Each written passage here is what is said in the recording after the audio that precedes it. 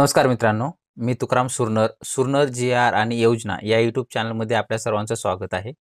आजच्या व्हिडिओमध्ये आपण माहिती पाहणार आहोत की नाफेडमार्फत सोयाबीन खरेदी केलं जातं आणि या वर्षामध्ये जे काही 13 लाख टन सोयाबीन खरेदी केलं जाणार आहे, त्या संदर्भातून आत्तापर्यंत किती खरेदी झालेलं आहे किंवा याची नोंदणी झालेली सुरुवात आहे, मध्येच आलेली निवडणूक, या सर्व चर्चेचा आपण सविस्तर आजच्या व्हिडिओमध्ये सविस्तर चर्चा करणार आहोत. तर चला आजच्या व्हिडिओला आपण सुरुवात करूया.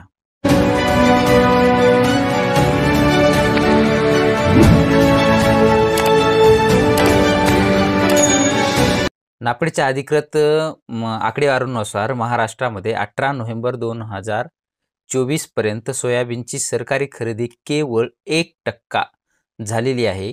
म्हणजेच किती? तर महाराष्ट्रामध्ये 13,08,238 टन खरेदीचं उद्दिष्ट आहे. त्यापैकी फक्त 1% म्हणजेच 13,402 टन सोयाबीन हे हमीभावाने खरेदी करण्यात आलेलं आहे. त्यामध्ये जर पाहिलं आपण तर पूर्ण विधानसभा निवडणुकीच्या प्रचारामध्ये जे काही राजकीय आराखड्यात सोयाबीनच्या दरावरून वातावरण तापल्याचं आपल्याला पाहायला मिळालं.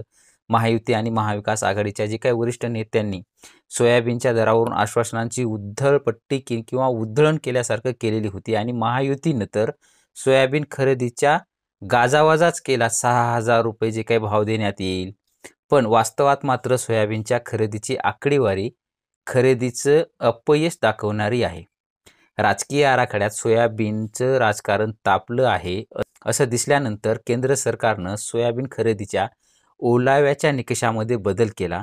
त्यामध्ये काय होतं की ओलाव्याचा निकष 12%वरून 15%वर नेला. तर त्याचा शेतकऱ्यांना फायदा होईल अशीही त्यांना सांगण्यात आले. अर्थात शेतकऱ्यांचं व्हायचं ते नुकसान झालं, कारण 15 ऑक्टोबरपासून राज्यात खरेदी केंद्र सुरू करण्यात आले होते आणि दरम्यानच्या काळामध्ये दिवाळीसारखा मोठा सण होता.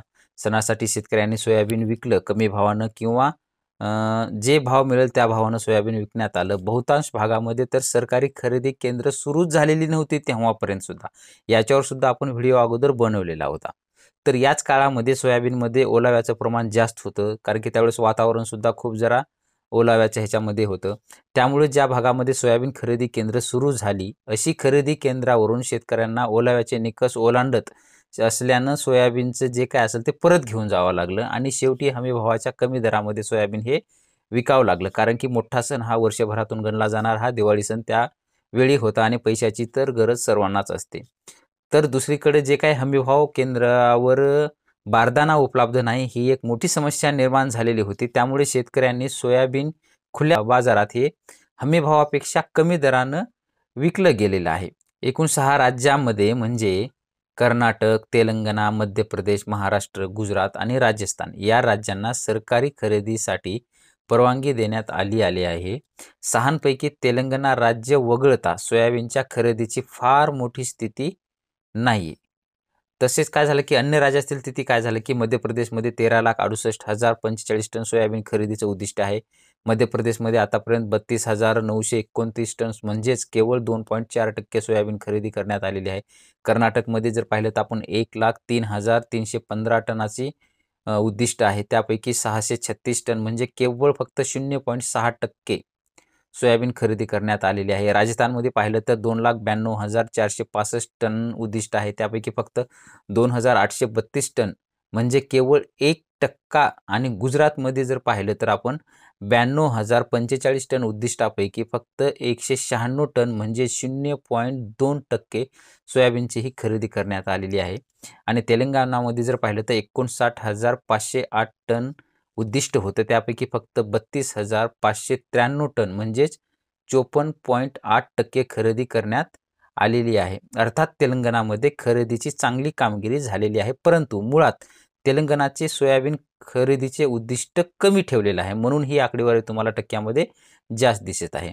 खरेदी कधीपर्यंत केली जाणार आहे याच्यासाठी एक मोठा प्रश्न आहे की प्रत्येक राज्यासाठी खरेदीचा कालावधी हा वेगवेगळा ठेवण्यात आलेला आहे. महाराष्ट्रामध्ये 15 ऑक्टोबर ते 12 जानेवारीच्या दरम्यान खरेदी केली जाणार आहे. मध्य प्रदेशमध्ये जर पाहिलं तर 21 ऑक्टोबर ते 31 डिसेंबर, कर्नाटकमध्ये जर पाहिलं तर 5 सप्टेंबर ते 3 डिसेंबर, राजस्थानमध्ये जर पाहिलं तर 18 ऑक्टोबर ते 15 जानेवारी या कालावधीमध्ये सोयाबीनसाठी जे काही खरेदी आहे ती खरेदी केली जाणार आहे. मात्र वास्तवात ओलाव्याच्या निकषामुळे सोयाबीन खरेदीला जी काही घर लागलेली आहे, त्यामुळे सरकारने खरेदीच्या निकषामध्ये सुरुवातीपासूनच बदल करायला हवे होते. कारण यंदा मान्सून जे काय आहे ते लांबणीवर होता. मान्सून लांबला, त्यात काढणीच्या हंगामामध्ये पावसाने हजेरी लावली. परिणामी शेतकऱ्यांचं सोयाबीन भिजलं. त्यामुळे सोयाबीनमध्ये जे काही ओलाव्याचं प्रमाण जास्त होतं. पण दिवाळीचा काळ असल्याने शेतकऱ्यांनी खुल्या बाजारामध्ये सोयाबीन विकलं.